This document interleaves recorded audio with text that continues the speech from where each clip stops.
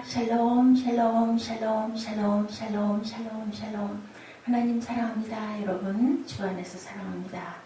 오늘 여호수아 18장 1절에서 3절, 그리고 20장 1절에서 3절, 22장 24절에서 27절의 말씀, 우리에게 있는 극복해야 할 위험들이라는 제목으로 우리 함께 말씀의 은혜를 나누도록 합니다. 우리가 극복해야 할 위험들이 삶 속에서도 얼마나 많은지, 그리고 그 당시 여호수아가 이제 가나안 땅을 점령하고 이제 지파를 분배하고 땅을 분배받아서 나눌 때 또한 주의해야 할 것들, 그 위험들을 어떻게 피했는지 그 말씀을 통해서 우리가 우리 삶 속에서 극복할 위험들을 발견해 봅니다.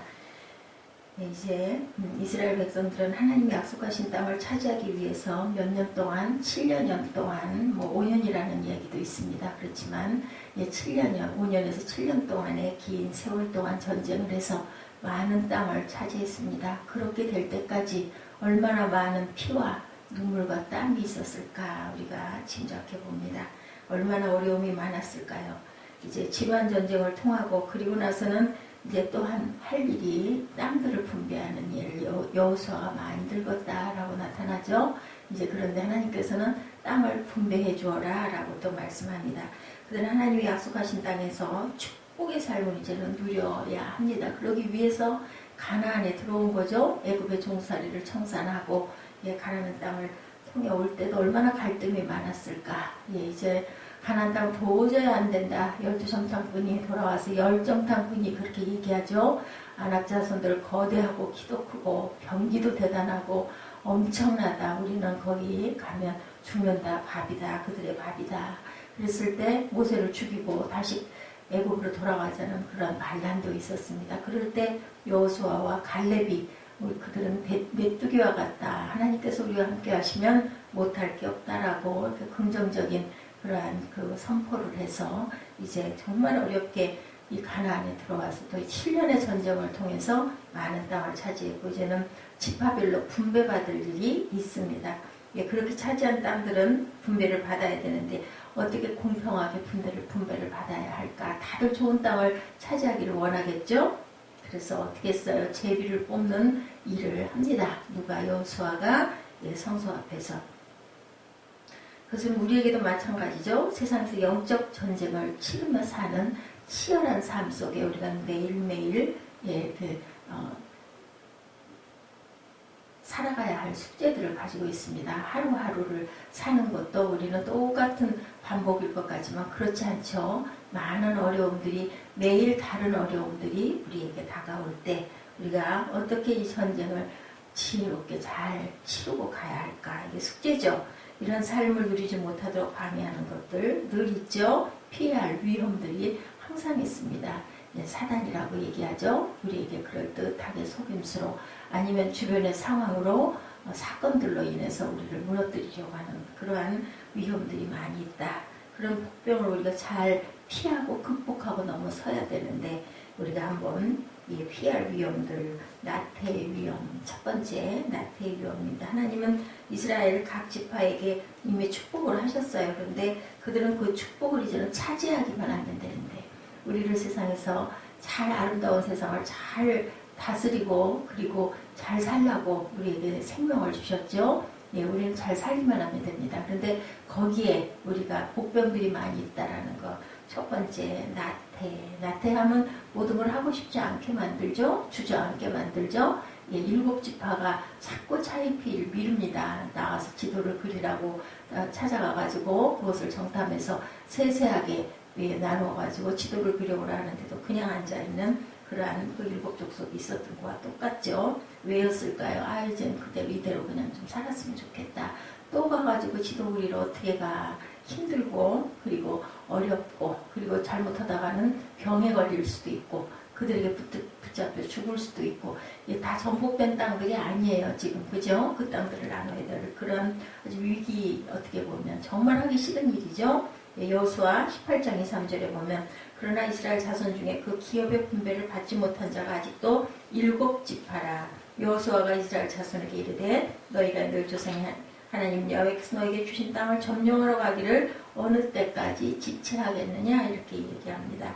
루벤, 갓, 므낫세, 유다, 에브라임 지파는 땅을 분배를 받았어요. 유다 지파를 선두로 해서 그리고 이제 루벤, 므낫세 지파가 그 다음으로 갑니다. 그리고 나머지 7지파의 사람들도 마땅히 분배를 받아야 할 그러한 사명이 놓여 있어요. 그러나 그들은 아직도 하나님 주신 땅을 취하러 가기를 자꾸 머뭇거리고 지체하고 있어요. 각 지파에게 3사람씩 선정하여 그 땅에 두루 나누어 가지고 가서 땅을 그려 가지고 오라고 여호수아가 이제 명령합니다. 너희들 언제까지 그렇게 하고 있겠느냐 하죠. 그럼 하나님 앞에서, 하나님 제단 앞에서 제비를 뽑아서 너에게 분배해 주겠다. 모세는 이스라엘 백성들이 약속의 땅으로 들어가기 전에 축복해 주는 장면이 있습니다.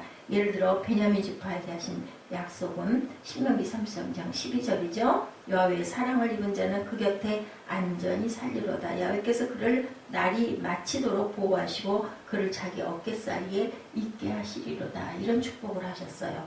스불론 지파에게는 신명기 33장 18구절에 보면 밖으로 나감을 기뻐하라고 하면서 바다의 풍부한 곳과 모래에 감춰진 보배를 흡수하라. 이렇게 축복해 주셨어요. 아셀 지파에게는 신명기 33장 23, 4절에 아셀은 아들들 중에 더 복을 받으며 그 형제에게 기쁨이 되며 그의 발이 기름에 잠길지로다. 내 문빗장은 철과 노시 될 것이니 내가 사는 날을 따라서 능력이 있으리로다. 이런 놀라운 축복을 해 주었습니다. 그들이 만약 전진하여 차지하기만 하면 모든 것들은 그들의 것이 될 것인데 그들은 비전을 가지고 전진하기보다는 지금 망설이고 지체하고 여기가 좋사오니 이제 그만 좀 했으면 이런 마음을 갖는다. 이렇게 우리에게 어떤 나태한 생각들, 그것들이 가장 큰 적이다. 세상에서 얻을 수 있는 그 어떤 것과도 비교할 수 없는 놀라운 그러한 축복이죠. 주님만이 주실 수 있는 기쁨과 평안도 그것에 있습니다. 그러나 이런 것들을 얻기 위해서 우리는 과감하게 영적 전쟁을 치르고 가야 한다. 그런데 세상살이의 즐거움에 빠져서 영적인 축복 얻기를 지체한다면 전혀 그 복을 누릴 수가 없다는 거죠. 전도도 마찬가지입니다. 우리가 어떤 사람을 전도하고자 할 때 하나님께서 이미 우리를 통해서 그 영혼을 구원하고자 하는 계획을 하고 계시는데 우리가 여러 가지 이유로 나태해서 자꾸 지체하고 가지 못하고 있을 때 영혼이 전도가 될 수가 없습니다. 그게 굉장히 귀한 은혜를 뺏기게 하는 그러한 걸림돌을 우리가 저와 여러분이 하고 있다라는 생각을 할 줄 알아야 된다. 진정한 축복을 누리기 원한다면 봉사도 전도도 순종도 절대로 미뤄서는 안 된다. 우리에게 주신 그 몫을 꼭 실행하고 가야 된다. 이렇게 나태한 마음이 굉장히 큰 적이다. 이 나태한 마음이 우리를 자꾸 주저앉게 한다. 이 마음을 우리가 비울 줄 알아야 된다. 이제까지 해서 안 되었다 할지라도 다시 한번 용기를 내는 그러한 마음, 그러한 힘을 하나님께서 주신다고 그리고 달라고 우리가 늘 기도하고 가야 된다.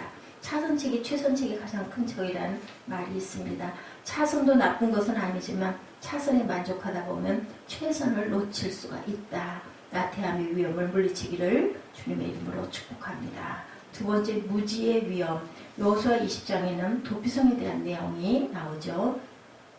요단의 양쪽 편에 각각 3개씩 도합 6개의 도피성을 세우죠. 3절에 보면 부지 중에 실수로 사람을 죽인 자를 그리로 도망하게 하라. 이는 너희를 위해 피해 보복자를 피할 곳이니라. 여호수아 20장 3절입니다. 의도가 없이 불의의 사고로 죄를 지은 자는 이 성으로 도주할 수 있었는데 이는 보복을 피하기 위해서 취해진 그러한 보고 조치였었죠.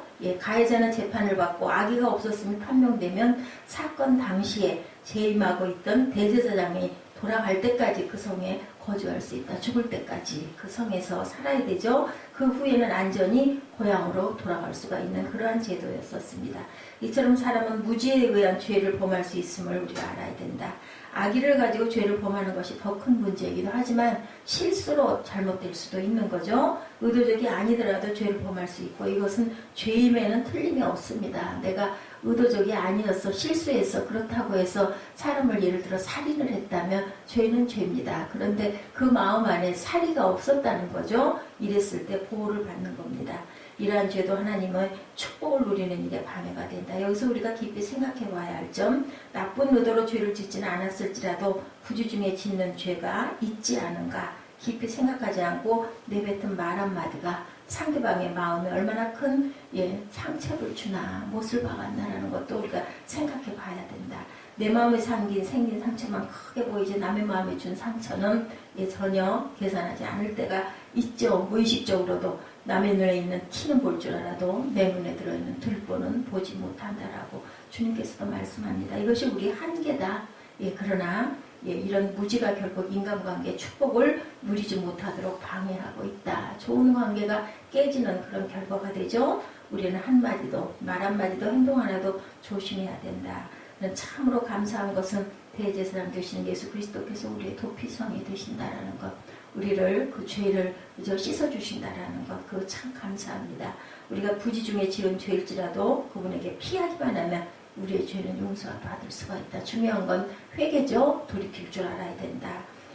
망설이지 말고 주님 앞으로 피해서 해결받는 저와 여러분이 되시기를 바랍니다. 세 번째, 불화의 위험입니다. 여호수아 22장에는 요단 동편의 지파들과 서편의 지파들 사이에 일어난 불화의 사건이 기록되어 있습니다. 그 원인은 요단 동편의 사람들이 요단 강가에 큰 제단을 쌓았기 때문인데, 요단 서편의 사람들이 이는 하나님을 거역하는 죄로 여기고 그것을 가지고 시비를 하는 부분이 나타나고 있죠. 싸우려 하는 일이 발생됩니다. 그들 민족에게 제단은 하나면 되는데 왜 또 다른 제단을 쌓았는가? 이것이 분쟁의 원인이었었죠. 그런데 왜들 그들은 이러한 제단을 쌓은 것일까? 여호수아 22장 24, 5절에 나타나 있습니다. 24절, 우리가 목적이 있어서 주의하고 이같이 하였느니라. 곧 생각하기를 후일에 너희 자손이 우리 자손에게 말하여 이르기를 너희가 이스라엘 하나님 야훼와 무슨 상관이 있느냐. 25절, 너희 르우벤 자손 갓 자손아, 야훼께서 우리와 너희 사이에 요단 강으로 경계를 삼으셨나니 너희는 야훼께 받을 분깃이 없느니라 하여 너희의 자손이 우리 자손에게 야훼 경유하기를 그치게 할까 하여 이렇게 나타나 있습니다. 이 제단은 번제나 무슨 다른 제사를 위해서 세운 것이 아니고 후대 요단 서편과 동편의 자손들 사이 일어날 분쟁을 미연에 방지하기 위해서 연합을 위한 증거로 세운 것이었던 것입니다. 결단코 야훼를 거역하고 돌아서려는 것이 아니었던 거죠. 알고 보면 이러한 불화의 원인은 오해 때문이었다. 이러한 설명을 듣고서야 그들의 말을 좋게 여겼다고 30절에 기록하고 있습니다. 우리의 삶에도 하나님의 축복을 방해하는 불화가 늘 일어나고 있습니다. 근데 그 불화의 원인이 오해 때문이다. 나중에 상세한 설명을 듣고 보면 충분히 이해할 수 있는 일인데도 불구하고 일단 오해의 위험에 걸려들면 걷잡을 수 없이 사태가 악화된다. 오해를 풀지 않으면 불화의 문제는 해결되지가 않죠. 결국 불행한 삶을 살게 된다. 근데 이것의 밑바탕은 보니 사랑이더라고요. 그 사람을 사랑하면 이해하고 싶어지고 이해하면 오해는 해결이 되는데 미워하게 되면 절대 들으려고 하지 않죠. 그래서 오해가 풀리질 않습니다. 부부간에도 그렇고 가족과 친척 간에도 그렇죠. 또 가까웠던 친구, 동료들 사이에도 그렇습니다. 직장에서도 학교에서도 또한 어떤 사업을 운영할 때도 사람관계가 참 중요한데 여기에 우리가 항상 이해하려는 그러한 긍휼과 사랑의 마음을 가져야 된다. 사실을 확인하지도 않고 떠도는 소문만 듣고 마음을 빼앗기는 그러한 경우는 우리에게 없는가? 그 사람의 선한 동기를 무시하고 남의 동기를 최악의 것으로 간주하고 있지는 않은가? 중요하죠. 왜 남을 비난하는 소리는 빨리 듣고 몇 배나 과장해서 남에게 전달하는가? 사실을 알고 보면 아무것도 아닌 것일 때도 있죠. 제멋대로 해석하고 오해하는 경우도 많이 있습니다.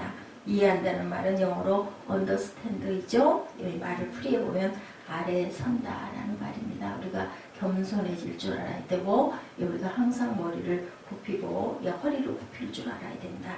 오늘날 사람과 사람 사이에 오해가 많이 일어납니다. 사단은 이러한 오해를 불러일으켜서 인간관계의 축복을 누리지 못하게 하는 계략을 가지고 있다. 우리가 영적인 부분을 깊이 볼 줄 알아야 된다. 남을 중상하고 악하게 말하는 버릇을 고치지 않으면 축복의 삶을 누릴 수가 없다라는 거죠. 이러한 위험을 극복함으로 하나님의 축복을 받는 저와 여러분 되시기를 주님의 이름으로 축복합니다. 우리 첫 번째 말씀이 어떤 말씀이었냐면 나태의 위험에 대한 증거가 여호수아 18장 2, 3절에 나타나 있습니다. 그러나 이스라엘 자손 중에 그 기업의 분배를 받지 못한 자가 아직 7지파라. 여호수아가 이스라엘 자손에게 이르되 너희가 우리 조상의 하나님 여호와께서 너에게 주신 땅을 점령하러 가기를 어느 때까지 지체하겠느냐. 이 부분이 나와 있습니다. 신명기 33장 12절에 보면 야훼의 사랑을 입은 자는 그 곁에 안전히 살리로다. 야훼께서 그를 날이 미치도록 보호하시고 그를 자기 어깨 사이로 있게 하시리로다. 이런 축복을 베냐민 지파에게 약속합니다. 스불론 지파에게는 신명기 33장 18, 9절에 보면 밖으로 나감을 기뻐하라고 하면서 바다의 풍부한 곳과 모래에 감춰진 보배를 흡수하라. 아셀 지파에게는 신명기 33장 24, 5절에 아셀은 아들들 중에 더 복을 받으며 그의 형제들에게 기쁨이 되며 그의 발이 기름에 잠길지로다. 내 문빗장은 철과 노시 될 것이니 내가 사는 날을 따라서 능력이 있으리로다. 이런 모든 축복을 받지 못하게 하는 것은 나태합니다. 이 축복도 우리가 어떻게 해야 돼요? 그 축복을 향해서 가야 됩니다. 나아가야 되고, 하나님이 말씀하신 그 땅에 그 지도를 잘 그려오고 그것을 받으려고 하는 마음을 못하게 하는 것, 누가 나태함이라는 것. 이 모든 것들을 받아서 누릴 수 있을 때까지는 우리가 항상 하나님이 주신 그 말씀의 땅을 우리가 밟고 가려고 하는 마음, 열정을 가지고 가야 된다. 오늘 말씀에서 귀한 은혜 첫 번째 나태의 위험에서 그리고 무지의 위험에서 불화의 위험에서 건져져야 된다라는 말씀이었죠. 우리가 극복해야 할 위험들이 이렇게 있다라는 것. 여호수아 20장 1절에서 3절, 여호수아 22장 24절에서 27절입니다. 오늘 본문 18장 1절에서 3절은 우리가 함께 합독했기 때문에 20장 1절에서 3절과 22장 24절에 17절 함께 합독하시고 기도하는 시간 갖도록 합니다.